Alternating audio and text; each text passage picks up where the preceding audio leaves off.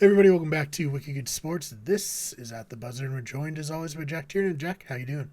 Brian, we're good, man. How are you? It's Friday. We're doing great, actually. Yeah, So, doing well.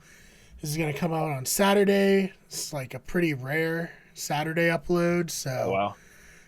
I hope you're all doing well listening to this on Saturday and you're not like me, presumably plowing or shoveling or whatever I'm doing. And, Jack, I hope you're safe from falling iguanas. I saw I gotta look that out. could be a trouble down where you are. So hopefully everyone listening doing better than that. Oh man, If I get knocked out by an iguana, I'm gonna be pretty upset. I'm not gonna lie.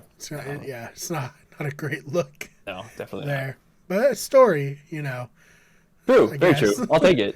Like one time I got knocked out by an iguana. There is a first time for everything, and that will Mhm. certainly probably be the last as well, I assume. Yeah, it's always very funny when you see that. It's like, do people really get knocked out? But they must, or they wouldn't warn It wouldn't be people. a story. Yeah, Yeah, right, so exactly. very very crazy. All right, so this is an NBA show. We're here to talk about the All Star game. Jack, what are your takeaways from these All Star starters?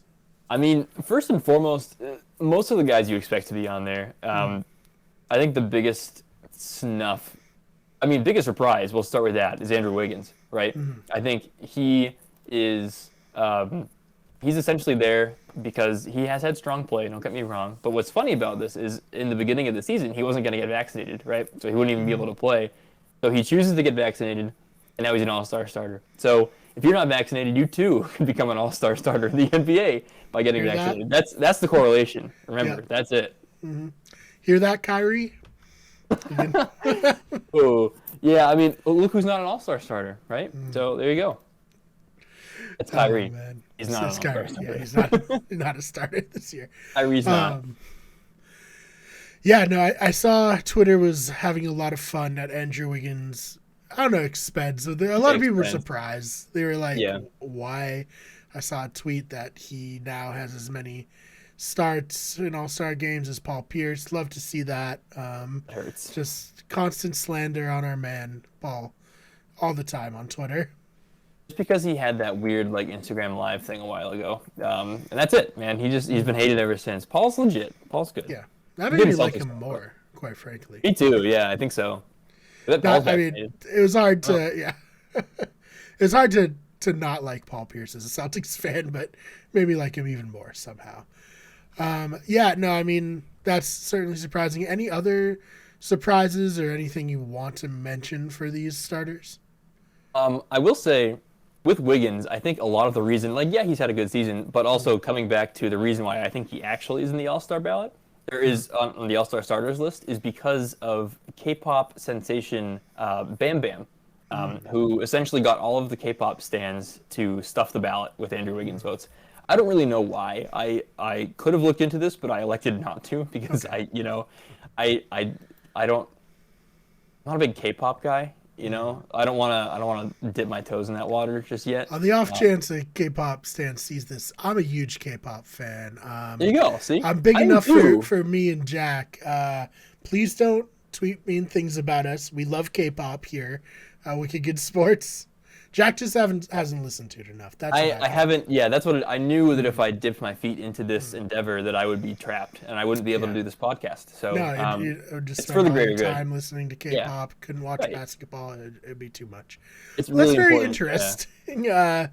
So yeah, Andrew Wiggins got the K-pop bump. he did. Quite frankly, if you have the K-pop stands behind you, you're gonna win any vote. He'll probably do On anything. Yeah, not just any vote. I think you can do anything. I think they will. They will fund you. They will. I don't know, man. They can do a lot Yeah, so good for him. Smart. However, he got that involved. for sure.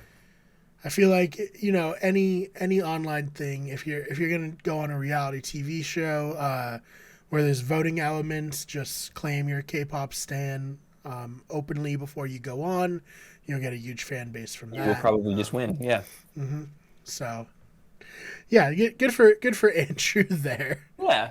I think it's interesting though to look at him and say like, yeah, he definitely snubbed some guys like Devin Booker, Cat, right? Like a couple just big dudes, D'Lo maybe, who could have had opportunities to be starters this year.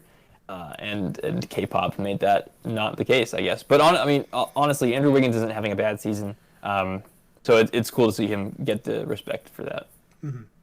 Yeah, and I love the All-Star game. I know it's not like a full speed game, but I don't know. There's something about it that it reaches into my inner child. Like I get hyped. I do wish that they would. I like the jerseys, but I really like when we were younger, they would all wear their own jersey. Like in Yeah, like yeah. Like not the All-Star West, All-Star East jersey. Yeah, Like literally, they would all wear their actual jerseys, and I thought that was sick. I was like, I think that's a missed opportunity. Yeah. Even still to not bring that back. I think maybe you're like right. integrate their jerseys somehow into the design. I don't know. It'd be hard, but maybe like just the text fonts, right? Like use the fonts on the. I don't know. That could be cool. They gotta talk to the Miami Heat jersey department with all their fancy. They have a lot of fonts. Jerseys. Yeah. Their ransom note style jersey that they have. We'll leave that one to die. I think in 2022, hopefully. Yeah, but no, I love the All-Star Weekend. I love the 3-point contest. I love the slam dunk contest. All that very fun. So looking forward to it. Definitely same. I think we did get robbed of Jokic not being a captain, though, I will say, because I don't know if you've ever listened to any interviews of him. He's just the funniest dude ever. Like, he's just like this awkward Serbian guy who just is like, he says really funny stuff. Like, honestly, if you have 30 seconds, go look up Jokic interview, and I'm sure you'll get like just loads and loads of content. So he's starting at least, right? So that's still good. We'll be able to see him show off his passing, his rebounding, his scoring, like pretty much everything that he does, which is everything. He's unstoppable.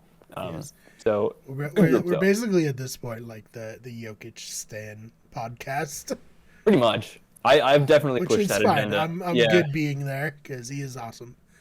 He's one of the only few current NBA players jerseys I have to say, and I don't regret purchasing that at all. So worth it. Absolutely. All right. So any other All-Star game talk you want to touch on before we head on to Celtics news? Yeah, actually, a good little pivot is Jason Tatum is 4th in front court voting in the East. So if there was one more spot, he would have gotten it for sure. I think he'll probably be picked as an alternate, which is done by the coaches. So like, I'm not too worried about that. I think we'll see him there. Yeah, definitely deserved, in my opinion. I mean, he's having a great season. Absolutely. As much as people like to malign him. I don't know. Do we have a victim complex in Boston? Maybe. But I think definitely. Yeah. So us against the world, always. Everyone's hating on us. Especially the Celtics. It's kind of similar to like the Yankees, right? Like the Yankees have so many championships, and then the Celtics have also so many championships, and like essentially a 10-year run where we lost like 2, right? Like of course everyone's gonna hate us. Yeah. It's just carried over like generationally, I think. But anyway, I'm gonna get castrated for comparing a Boston team to a New York team. So I don't know. People are I regret that already. Yeah, I don't like that. That's not good. Not good look. No, not good at all. All right. So speaking of the Celtics, what are we looking at for the trade deadline? It is fast approaching. It is. I saw a lot of reports, and I'll start with this, that I think the Celtics probably will have a better second half of the season as currently constructed. If you weren't to like not break it down necessarily, but move some key pieces and just rotate some guys in and out, open up playing time for young guys, right? I think currently constructed, I think you've got a solid 6-man in Dennis Schroeder. Smart is becoming more and more of a point guard, which is nice to watch. He's a plus offensive rating now, which is like wild to see considering how like erratic his shot taking can be. I don't know, man. I think overall, if the Celtics stand pat, I think they make the playoffs. I don't know what kind of run they'll go on, barring injuries to other teams, including themselves. But I think the big target that I'd like to see them go after, I think 2 targets. One being John Collins with Atlanta, who is further disgruntled with Atlanta. Probably will require at least Marcus Smart to get tossed away. And I think another would be DeJounte Murray with the San Antonio Spurs, which would be also probably at the cost of Marcus Smart.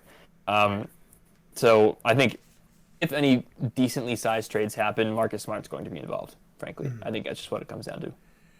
Yeah, I mean, that makes sense.